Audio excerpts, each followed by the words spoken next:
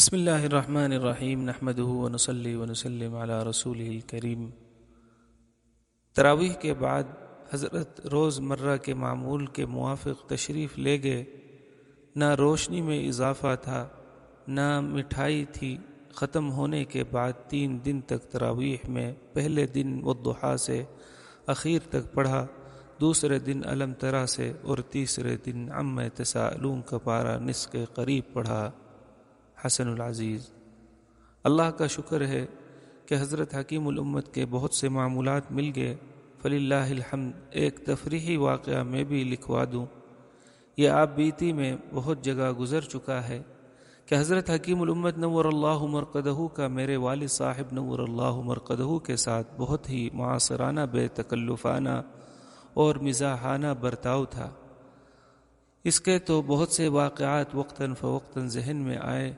ایک مرتبہ ماہ مبارک میں میرے والد صاحب حضرت حکیم الامت نور اللہ مرقدہ کے یہاں مہمان ہوئے، تو والد صاحب نے حضرت حکیم الامت سے پوچھا کہ افطار کا کیا معمول ہے؟ تو حضرت قدس سرہ نے فرمایا کہ گھنٹے کے بعد 3-4 منٹ شرح صدر کا انتظار کرتا ہوں، اور میرے والد صاحب نور اللہ مرقدہ کی وجہ سے اس دن کچھ اہتمام بھی زیادہ تھا۔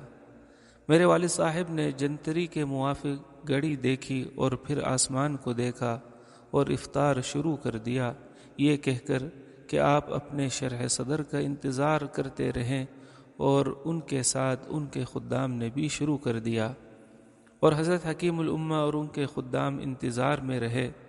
1-2 منٹ کے بعد حضرت تھانوی قدس سرہ نے ارشاد فرمایا کہ اتنے میرا شرح صدر ہوگا، اتنے یہاں تو کچھ رہنے کا نہیں۔ تراویح کے بعد حضرت تھانوی نے میرے والد صاحب نور اللہ مرقدہ سے پوچھا کہ مولانا سحر کا کیا معمول ہے؟ والد صاحب نے کہا کہ ایسے وقت ختم کرتا ہوں کہ دن بھر یہ خیال رہے کہ روزہ ہوا کہ نہیں۔ یہ تو مبالغہ تھا، ورنہ 2-3 منٹ صبح صادق سے پہلے ختم سحر کا معمول تھا۔ حضرت تھانوی قدس سرہ نے فرمایا کہ میرا معمول صبح صادق سے 1 گھنٹہ قبل فارغ ہونے کا ہے۔ والد صاحب نے کہا کہ آپ اپنے وقت پر کھا لیں، میں اپنے وقت پر۔ ڈیر دن کا روزہ میرے بس کا نہیں۔ حضرت تھانوی نے فرمایا یہ تو نہیں ہوگا، کھاویں گے تو ساتھ ایسا کرے کہ 1 دن کے لیے آپ کچھ مشقت اٹھا لیں، اور 1 دن کے لیے میں آپ کی خاطر میں مشقت اٹھا لوں۔ اس پر فیصلہ ہوا کہ 1.25 گھنٹہ پہلے شروع کر دیا جائے، تاکہ 15-20 منٹ کھانے میں لگیں اور تقریباً آدھ گھنٹہ پہلے فراغت ہو جائے۔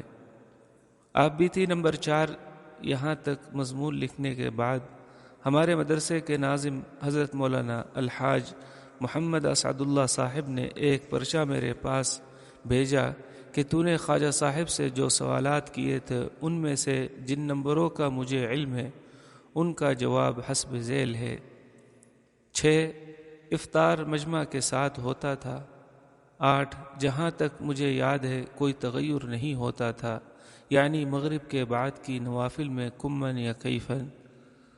9 اوابین کی 6 رکعات ادا فرماتے تھے اور کبھی بیٹھ کر بھی۔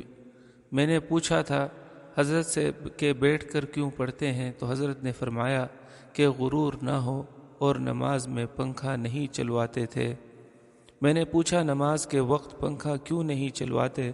تو حضرت نے فرمایا عبادت میں جی نہیں چاہتا۔ 18 صبح کی نماز میں اسفار کے متعلق رمضان یا غیر رمضان میں کوئی فرق نہیں ہوتا تھا۔ 21 میرے علم میں حضرت دور نہیں کرتے تھے۔ 22 جہاں تک مجھے یاد ہے اکثر دیکھ کر تلاوت قرآن کرتے تھے۔ قرآن شریف بہت ہی اچھا یاد تھا۔ میں نے صرف بس 2 آدمیوں کو دیکھا جتنا قرآن اچھا یاد تھا اتنا کسی کو نہیں، حضرت تھانوی رحمۃ اللہ علیہ، دوسرے قاری عبد الخالق صاحب فقط۔ ایک مرتبہ ارشاد فرمایا کہ میرے رمضان کے معمولات وہی معمولات ہیں جو غیر رمضان میں تھے۔ بعض حضرات کے یہاں روزے کی افطاری میں کافی معمولات ہیں کہ کھجور یا زمزم سے روزہ افطار کرنے کا اہتمام ہوتا ہے۔ میرا تو عام معمول یہ ہے کہ جو چیز افطاری کے وقت قریب ہو چاہے وہ کھجور ہو، زمزم ہو، گرم پانی ہو، مرود ہو، اس سے روزہ افطار کر لیتا ہوں۔ اضافات یومیہ یہاں تک لکھنے کے بعد مولانا الحاج ظہور الحسن صاحب مقیم تھانہ باون، جن کی خدمت میں دیگر احباب کے ساتھ میں نے معمولات کے متعلق استفسار کیا تھا، ان کے ایک بعد دیگر 2 گرامی نامے پہنچے، اور یہ پیام بھی کہ ان کو اکابر کے معمولات کے ساتھ ضرور شائع کیا جائے۔ انہوں نے پہلے خط مکتوب 16 جمادی الثانیہ میں لکھا ہے۔ میں نے چونکہ خط ان کے صاحبزادے مولوی نجم الحسن سلمہ کی معرفت بھیجا تھا کہ وہ آج کل مدرسہ مظاہر العلوم میں پڑھ رہے ہیں، مولانا نے بھی جواب انہی کی معرفت بھیجا۔ وہ لکھتے ہیں: عزیزم نجم الحسن سلمہ، السلام علیکم ورحمۃ اللہ۔ تمہاری معرفت حضرت شیخ الحدیث مدد ذلہ کا گرامی نامہ موصول ہوا۔ آن عزیز کو معلوم ہے کہ میں چند گھنٹے کے لیے 10-11 بجے دن کو آتا ہوں، عصر سے پہلے واپسی ہو جاتی ہے، اس لیے حضرت شیخ کی ملاقات سے محروم آتا ہوں، کیونکہ وہ ملاقات کا وقت نہیں ہوتا۔ بہرحال کوشش کروں گا کہ شب کو قیام کروں۔ میرا حافظہ بہت کمزور ہے، روایت باللفظ پر قادر نہیں۔ یہ واقعہ خط لکھنے کا رمضان 49 ہجری کا ہے۔ خواجہ صاحب کے نام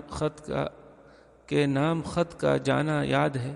اس سلسلے میں مختلف اوقات میں حضرت حکیم الامت رحمۃ اللہ علیہ نے مختلف موقعوں پر مختلف عنوان سے ملفوظ بیان فرمائے ہیں، جو ملفوظات کے مطالعہ یا سنانے کے وقت سامنے آ جاتے ہیں۔ اس وقت جو ذہن میں ہے وہ یہ ہے، فرمایا کہ مأمور بھی معمولات انبیاء علیہم الصلاۃ والسلام کے ہیں، امتی کے معمولات مأمور بھی نہیں، نیز ان کو جمع کرنا بعض وجوہ سے مضر بھی ہے، اس لیے ان کے در پہ ہونا مناسب نہیں۔ ان کے جمع کرنے میں ایک مضرت یہ ہے کہ ان کو پڑھنا 2 حال سے خالی نہیں، یا پڑھنے والے کے معمولات ان بزرگ کے معمولات سے زائد ہیں یا کم۔ اگر زائد ہیں تو ہمت ٹوٹے گی کہ جب اتنے بزرگ کے اتنے تھوڑے معمولات ہیں تو ہم چھوٹے ہو کر کیوں اتنی مشقت برداشت کریں، اور اگر زائد ہیں تو پست ہمتی کا احساس کر کے تعطل ہو جاتا ہے۔ ایک مرتبہ بیان فرمایا کہ میرے معمولات ہی کیا ہیں جن کو بیان کیا جائے، میرے معمولات تو رمضان و غیر رمضان میں یکساں ہیں، تمام اوقات گہرے ہوئے ہیں، اس لیے رمضان میں کوئی نیا وقت نہیں ملتا جس سے زیادتی کی توفیق ہو۔ تمام وقت رمضان اور غیر رمضان میں انہی کاموں میں گہرا رہتا ہے۔ آئندہ کوئی بات یاد آئی یا کوئی ملفوظ مطالعہ کے وقت سامنے آ گیا تو مطلع کروں گا۔ والسلام۔ سبحانک اللہم و بحمدک، اشہد ان لا الہ الا انت، استغفرک و اتوب الیک۔